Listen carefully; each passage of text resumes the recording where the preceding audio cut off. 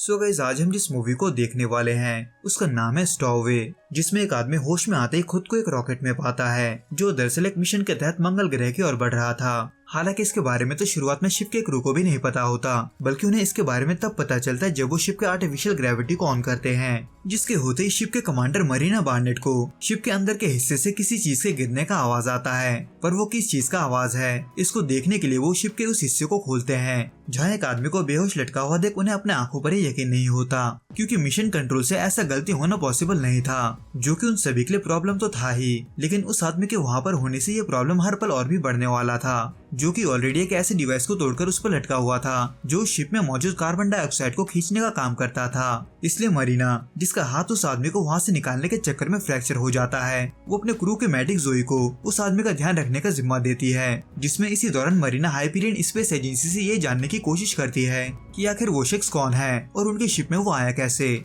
जिसके जवाब में मरीना को ये पता चलता है कि उस आदमी का नाम माइकल एडम्स है, जो दरअसल उन्हीं के शिप का लॉन्च सपोर्ट इंजीनियर था। इन शॉर्ट, माइकल उस शिप के सिस्टम चेकिंग के दौरान गलती से वहाँ पर फंस गया था, पर लॉन्च के प्रेशर की वजह से उस पर किसी ने ध्यान नहीं दिया, जो कि चल ही रहा था कि तभी मरीना को शिप में कार्बन डाइऑक्साइड का लेवल बढ़ने का वार्निंग मिलता है, क्योंकि माइकल पहले जिस डिवाइस पर फंसा हुआ था टूटने की वजह से उस डिवाइस ने काम करना बंद कर दिया था। पर ऑल्टरनेटिव सॉल्यूशन को ढूंढते हुए मरीना शिप से कार्बन डाइऑक्साइड को सोखने के लिए लिथियम हाइड्रोक्साइड का यूज करवाती है, जिसके कुछ देर के बाद ही माइकल भी होश में आ जाता है। पर खुद को स्पेस में देख वो खुद को पैनिक होने से नहीं रोक पाता। हालांकि जोई उसको शांत करने की कोशिश जरूर करती है, पर वो सिचुएशन ही कुछ ऐसा था कि माइकल खुद को शांत नहीं रख पाता, बल्कि वो उन्हें शिप को पृथ्वी की तरफ मोड़ने को कहता है, क्योंकि उसकी छोटी बहन घर पर अकेली थी। पर अब जब वो फ्यूल की वजह से वापस नहीं मुड़ सकते थे, तो ऐसे में मरीना एक बार फिर से उनकी सिचुएशन को लेकर हाइपीरियन से बात करती है, जिनसे बात करके मरीना माइकल को ये बताती है कि हाइपीरियन वाले उसके बहन का ख्याल रख रहे हैं, इसलिए उसको उसके बहन के बारे में फिक्र करने की कोई जरूरत नहीं है। हालांकि इसको सुनकर माइकल को राहत तो मिलता है, पर अब जब वो 2 साल वहीं रहने वाला था, तो ऐसे में वो किसी पर बोझ न बनने के लिए उन सभी के कामों में हाथ बटाने की बात करता है। वैसे तो माइकल बाकी के क्रू के लेवल का काम तो नहीं कर सकता था, पर फिर भी वहाँ पर कुछ काम ऐसे थे जिनमें वो हाथ बटा सकता था, इसलिए मरीना भी माइकल के इस बात पर अग्री करती है। लेकिन अब जब माइकल को स्पेस पे रहने का कोई भी तजुर्बा नहीं था, तो ऐसे में जोई उसको ट्रेनिंग देते हुए शिप के सभी रूल्स और शिप के सभी चीजों को यूज करना सिखाती है, जिसकी वजह से माइकल को उनके क्रू का हिस्सा बनने में ज्यादा देर नहीं लगता। लेकिन इसी बीच शिप के रूटीन चेकअप के दौरान उन्हें ये पता चलता है कि माइकल जिस डिवाइस में फंसा हुआ था वो न सिर्फ हवा से कार्बन डाइऑक्साइड को खींचता था, बल्कि ऑक्सीजन भी देता था, जिसके खराब होने की वजह से उन्हें अब जिंदा रहने के लिए ऑक्सीजन चाहिए था, और वो भी बहुत ही जल्द, क्योंकि शिप में बहुत ही तेजी से ऑक्सीजन खत्म हो रहा था। इसलिए मरीना इसके सॉल्यूशन के लिए डेविड को बुलाती है, जो कि दरअसल एक बायोलॉजिस्ट था, जिसका काम था मंगल पर जाकर पौधे उगाना, यानी कि मंगल में नया कल्चर शुरू करना, जो कि दरअसल इस मिशन का मेन मकसद था। लेकिन इन सब के बारे में जानते हुए भी मरीना डेविड से उसके पौधों का इस्तेमाल करते हुए ऑक्सीजन बनाने को बोलती है,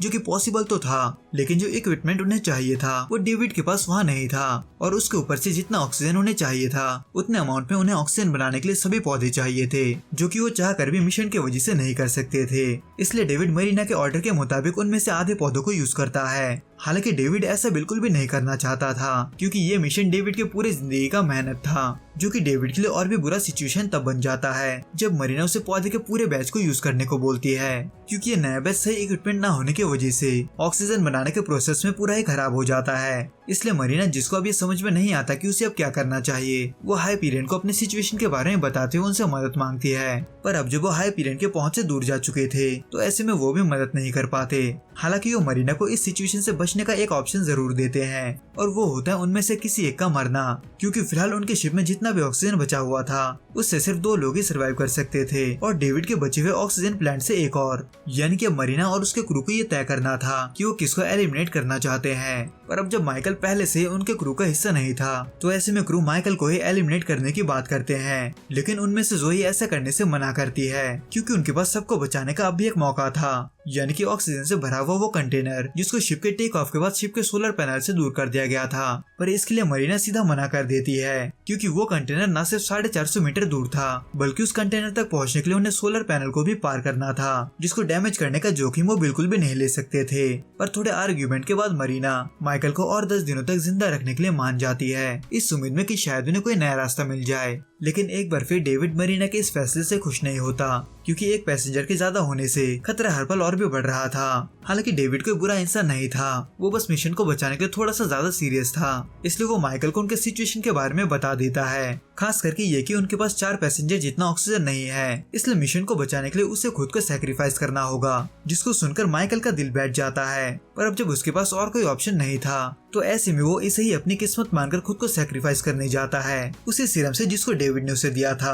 पर तभी जोई वहाँ आकर उसे रोकते हुए डेविड पर भड़क जाती है, क्योंकि उसने ऑर्डर के खिलाफ जाकर माइकल को इन सब के बारे में बताया था। इसलिए जोई भी कोई और चारा ना पाकर माइकल को हुक के जरिए चढ़ना सिखाती है, क्योंकि वो माइकल को अपने साथ उस कंटेनर तक ले जाने की सोच रही थी, जहाँ जाने से मरीना ने सख्त मना किया था। लेकिन माइकल कई कोशिशों के बावजूद भी क्लाइंबिंग नहीं सीख पाता, और अब जब वो इस कोशिश में सोलर पैनल को डैमेज नहीं कर सकते थे, तो ऐसे में उन्हें इस काम के लिए कोई प्रोफेशनल चाहिए था। जिसके लिए जोई ना चाहते हुए भी मरीना और डेविड के पास जाती है उनसे मदद मांगने के लिए। जहाँ जाते ही जोई को ये पता चलता है कि बाकी का बचा हुआ ऑक्सीजन प्लांट भी खत्म हो चुका है। इन शॉर्ट, अब उनके पास सिर्फ 2 ही पैसेंजर्स के लिए ऑक्सीजन बचा हुआ था, इसलिए डेविड जोई के साथ चलने के लिए मान जाता है। पर अब जब उस शिप में आर्टिफिशियल ग्रेविटी था, तो ऐसे में उनको 200 मीटर तक वो ग्रेविटी महसूस होता है, जो कि डेविड को थकाने के लिए काफी था। पर दूर जाते ही जैसे ग्रेविटी का असर खत्म होता है, वैसे ही वो दोनों सोलर पैनल को बचाते हुए उस कंटेनर के अंदर जाकर एक कनस्तर में लिक्विड ऑक्सीजन को भरना शुरू कर देती है, जिसमें इतना ऑक्सीजन था कि उससे चारों ही आसानी से सर्वाइव कर सकते थे।